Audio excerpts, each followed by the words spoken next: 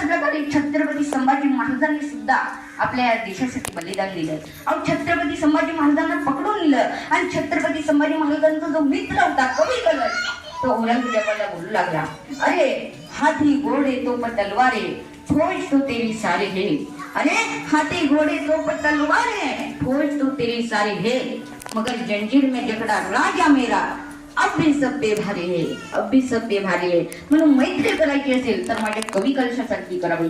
कट्टरता असावी मैत्रीमध्ये, गद्दारीला कुठेही ठारा नसावा. कट्टरता असावी मैत्रीमध्ये, गद्दारीला कुठेही ठारा नसावा. मरणापर्यंत मैत्री निभावेल असं आयुष्यामध्ये कवी कलशासारखा एक तरी मित्र असावा. कवी कलशासारखा एक तरी मित्र असावा. अहो छत्रपती संभाजी महाराजांनी त्या औरंगजेबाने इतका त्रास दिला. दुखत असेल गड्या, वाय झाले होते, परंतु आईचे मन छवा आहे माझं संभाजी राजा.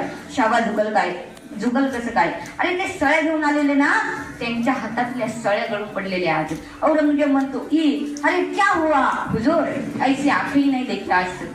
लय डोळे काढले हुजूर, परंतु असे डोळे आज तक नहीं पडले हुजूर. सच में ऐसा योद्धा आज तक नहीं हमने देखा.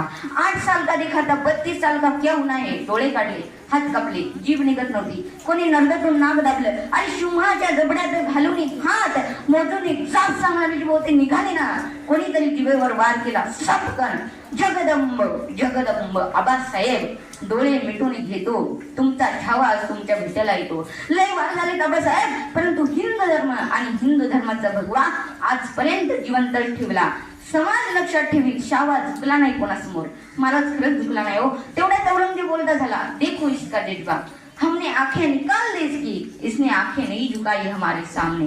हमने पैर काट दी इसके, इसने पैर नहीं झुकाई हमारे सामने. हमने हाथ काट दी इसके, इसने हाथ नहीं झुकाई हमारे सामने. सुनो ए निकम्मो सुनो, सच में छावा है छावा शेर का, सच में छावा है छावा.